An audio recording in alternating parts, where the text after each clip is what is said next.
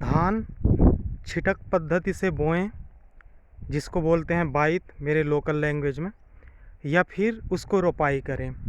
तो इसका जवाब आज के डेट में देना या समझाना बड़ा मुश्किल हो गया है लोगों को।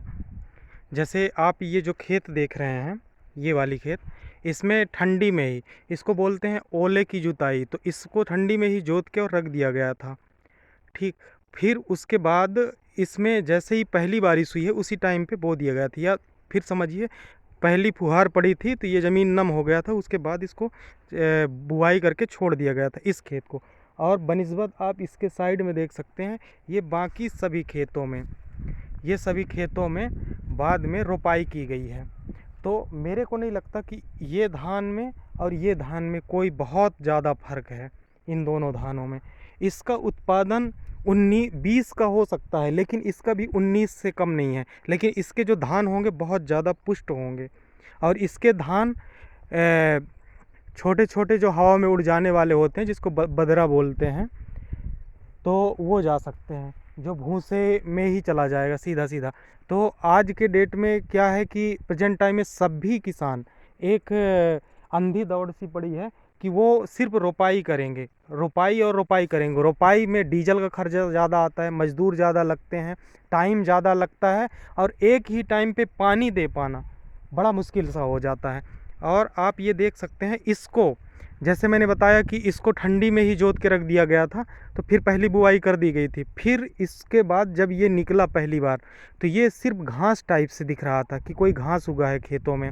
फिर ये धीरे धीरे धीरे धीरे बढ़ते गया, और जब बाकी ये खेत जोतने लायक हुए, ये बाकी जोतने लायक हुए, तब तक ये ज़मीन में ही इक्का दुक्का दिख रहा था।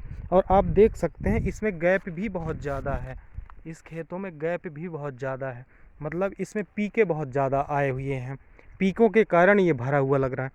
तो अब क्या होता है कि आज के किसान सिर्फ रोपाई करना चाहते हैं, जिसमें टाइम ज़्यादा लगता है, मेहनत ज़्यादा लगती है, और भी बहुत सारे संसाधन ज़्यादा लगते हैं, जबकि बनिस्बत इसके ये वाले खेत में ज़्यादा बेहतर उत्पादन है। और मैं समझता हूँ इसमें खर्च ना के बराबर है, क्योंकि एक बार इसमें पाटा चलाया जाता है, दूर दूर से जोत दिया जाता है। जब ये बड़ा हो जाता है, या इनके बाकी के बराबर या घुटने तक जब आ जाते हैं, तो इसको सिर्फ जोत दिया जाता है।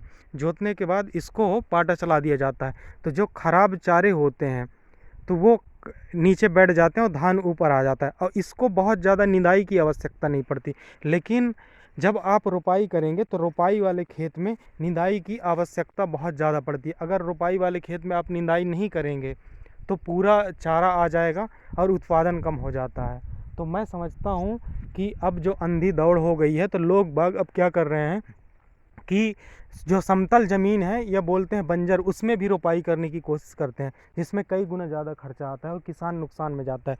अगर जिसकी ज़्यादा लैंड है और वो खेती करना चाहता है, तो इस तरीके से भी कर सकता है, इसमें भी कम उत्पादन नहीं है। जैसे आप बाल का साइज़ देख सकते हैं, ये देख सकते हैं ये, और ये पहले का बोया हुआ है, और ये भरा पूरा खेत है।